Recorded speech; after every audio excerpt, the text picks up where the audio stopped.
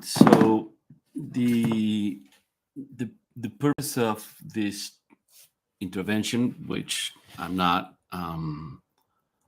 probably very comfortable with because it's my first, um, is to share my recent experience with the use of artificial intelligence, merely the use of ChatGPT in the process of script writing for in documentary filmmaking.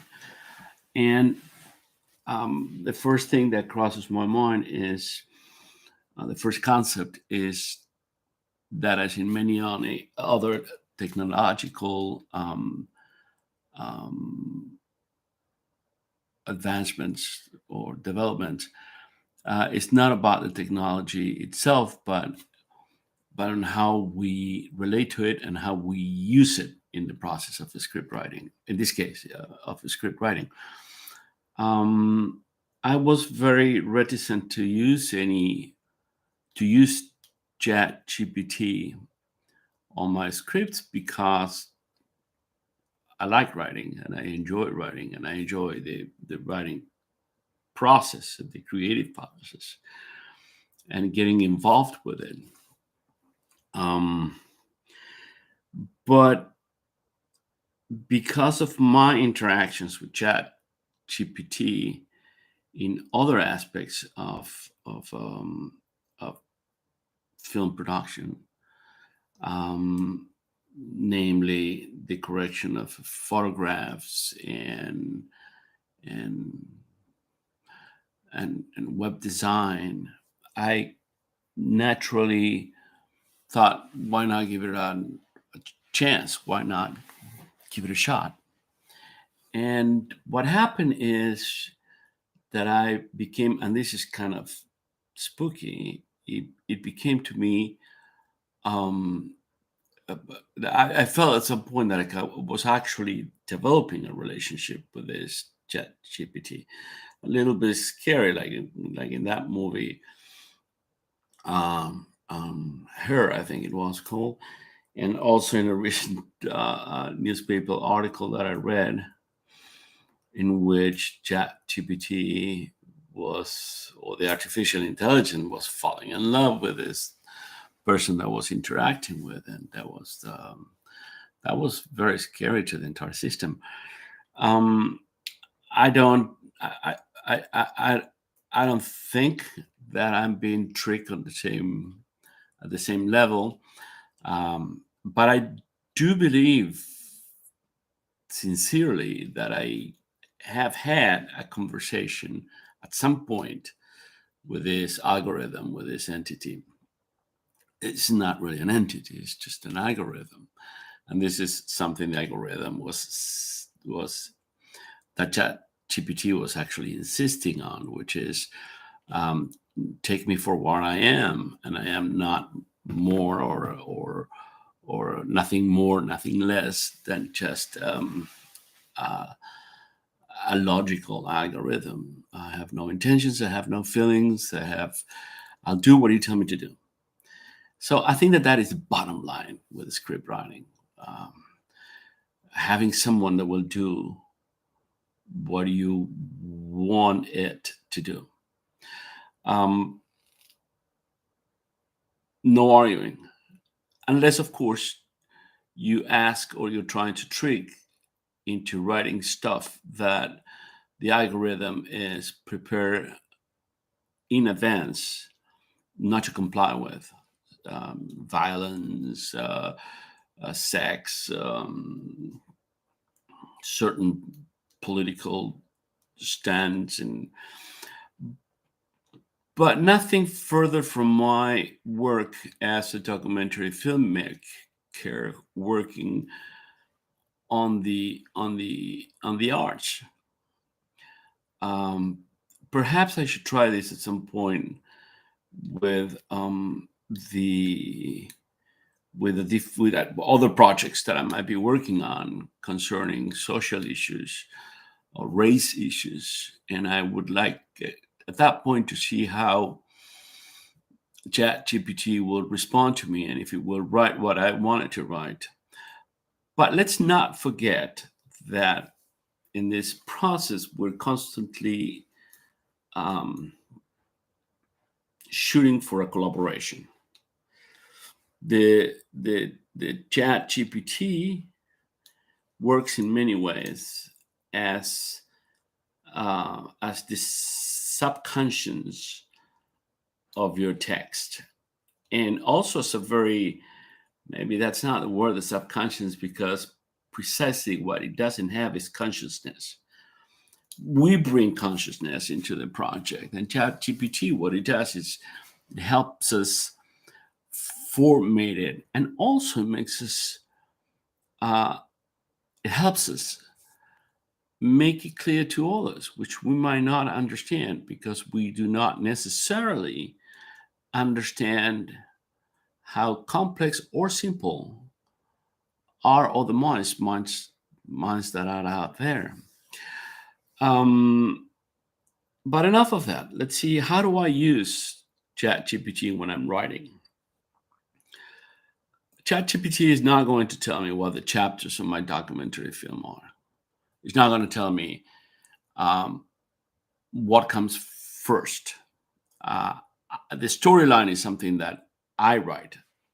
Let's nail it down to the film that I'm working on right now, which is called The Italian Factor, and it's a film that started that was going to be about the influence or the contributions of Italian sculptors during the American Renaissance and the City Beautiful movement in America.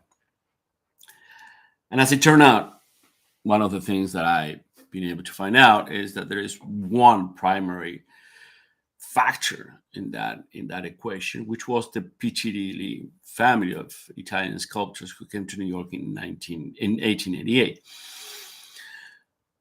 So how am I going to break down the script is up to me. So let's say that the first chapter is the Genesis, and that chapter talks about how public art and public sculpture came about in the United States. It has a focal point, which is 1876, the centenarian, and a starting point, which is the Declaration of Independence and the resolute of American citizens to deface and trash the equestrian sculpture of George III in New York, and then the building forward towards the centenarian in 1876 of a cultural identity based on statuary language. Trial and error. There is a first period in which Italians are called to work on the Capitol building. First sculptures were actually done by these artisans who came from abroad, and no one was more prepared than the Italians to do that. Besides, Thomas Jefferson was absolutely fascinated with Italian architecture, Roman history, so he basically focused on these artisans who were mostly from the city of Carrara. Now, as I'm talking about this, I'm getting myself entangled into what is important and what is not. Well, maybe that's where ChatGPT comes into place. So the first thing that I do to get to the practical advice, if you forgive me for the idea of giving anybody advice, is I write as much as I can, and I will spend a month or whatever it takes to write as much as I can. In the case of the genesis of the Piccadilly story, which goes all the way from independence to the building of a national identity, the first Revolutionary War, the second Revolutionary War, the Mexican American War, the Civil War, and how the monuments came about and were brought into the discussion. I wrote extensively, and I wrote from that time, from the beginning to the time in which the Piccadillys disembarked in New York in 1888. Now, I think I wrote about 25,000 words. And of course, you can't translate that into a documentary. You have to nail it to, let's say, in a 60-minute piece. That shouldn't be more than 3 or 4 minutes to install the argument and the discussion that will follow later, that we're going to build on. So I asked ChatGPT to format that into to give me a script for a documentary film. And the first thing he did, he gave me about 10 pages. Obviously, ChatGPT thought that was the entire documentary. So what I did is I had to go back and said, I treat ChatGPT as he was an individual. So I said, please, I'm sorry, forgive me. I said, I'm sorry, I forgot to mention this had to be narrated in about 5 minutes. Immediately, ChatGPT gave me a shorter version of it. And lo and behold, not only was it better, but it had gotten rid of a lot of the prose that I considered to be unnecessary. And that it wasn't necessary, but still we had a long way to go.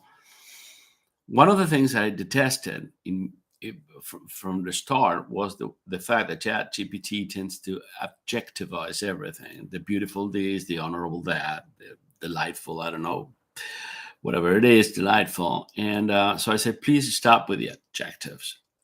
And it said, I'm sorry, I will. And how about this? And it gives you a new version, which is already shorter. And then I say, can you put it in the format of a film script?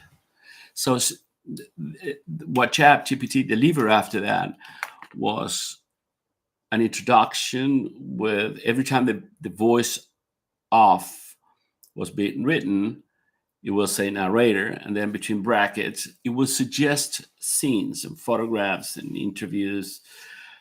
Not interviews, but photographs and scenes that I could add. I completely disagree with ChatGPT on what, but I started to enjoy the rhythm between narration and the use of images. So I left whatever ChatGPT put in between brackets, and I would not argue with it. But the next thing is, okay, so many pages he gave me, they're fine, but keep it under 5 minutes at a relative at a tempo similar to the one used by your choice, Ken Burns. And immediately what the ChatGPT returned to me was a much concised and compressed and to the point, using the facts that I had provided earlier in those 25,000 words or so.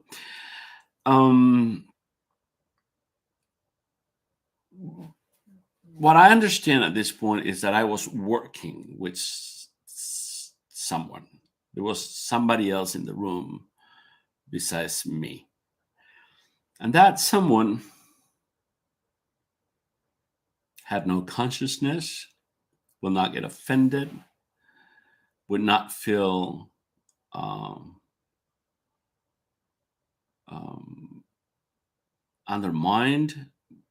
I could, if I was treating ChatGPT with respect, I was doing it not because I thought that ChatGPT had feelings, but because I had feelings, and I wanted to keep that relationship, uh, um, that working relationship, uh, eh, in good terms for me, not for ChatGPT. I mean, ChatGPT is not going to quit on me. It's not going to sue me.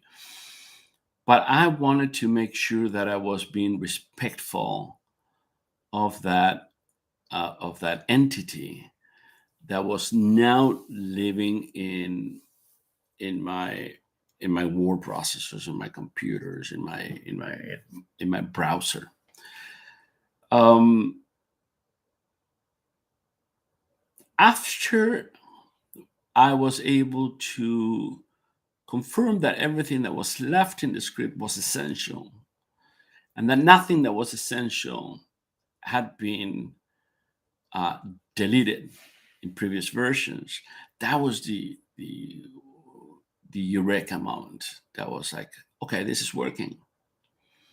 So what I did is I copied and pasted that text into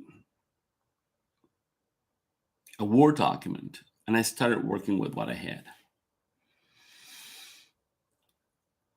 I went back to ChatGPT the following day. Now, ChatGPT doesn't have a memory of what it did with you. So ChatGPT didn't know that we had worked together the previous day. Uh, so I didn't remind it. I basically gave ChatGPT new parameters, and I said, you and I have been working on this script, and I'm happy with the results. Uh, I spent the night working and trying to get it closer to what I like. And I replaced what was between brackets as suggestions for possible images with my own ideas. So right now, I don't want you to rewrite it. I want your opinion. So let me know what you think about this short script. And that was very interesting because I felt like ChatGPT, and let's not forget that we're at the beginning of this new technology. This tool in the toolbox is something we started working with just a few months ago. I can't imagine where this is going to go in a year from now, and 2 and 3 and 4 and 5. Where I hope to continue writing and to continue working on documentary films. And lo and behold, I did get an analysis from ChatGPT with its considerations as to whether what I wrote was well organized, was semantically, grammatically correct. So I politely asked it if it would like to sink its teeth on the new script and formulate some changes and suggestions. And ChatGPT did exactly that. It suggested small changes here and there, introduced changes I didn't like, and that conversation went on for another hour. And at the end of the day, uh, I felt that we had collaborated, that she didn't let me she it didn't let me make too many mistakes. It kept me on the path I wanted to be. as per my request. And I think I did the same thing. Um, so to conclude a little bit with this idea of using ChatGPT, I would like to say that just like we work on the Genesis, I would work on the chapter dedicated to the PhDs in London. I will work on the chapter with the PhDs on their arrival in New York, its relationship with Paul Bartlett and with Daniel Chester French and with Augustus St. Gaudens, the founding of the Leonardo da Vinci School in Lower Manhattan, the relationship, this is another chapter, the relationship of the Piccadilly with the discrimination in a country that saw Italians as a plague at the turn of the 19th century. Understandably so, if you think of the fact that over 4 million Italians came to the eastern United States between 1880s and 1930s. So each of this was an individual chapter. So I treated my connection, my relationship, my collaboration with ChatGPT as limited to each chapter. I have not yet put all these chapters together and submitted to ChatGPT for advice or comments or criticism. I basically worked on a case by case, in a block by block, paragraph by paragraph, and I'm very thrilled that thus far it seems to work. Hopefully, as I move forward on my next interaction towards the end of the film, I would like to share more of those comments as well with you, and I hope that all of this, that my commentary is my sharing of this experience will help those who have doubts about whether delving or not into the use of artificial intelligence in the writing process. You still are the writer. You still are the one with ideas. You still are the one typing, and you will type a lot. What artificial intelligence will do, at any rate, is to keep you from sliding, to keep you focused on the road you want to take. So those with that final concept, I'd like to thank everyone for being here, if anyone is here, and hopefully we'll see each other next time. Thank you.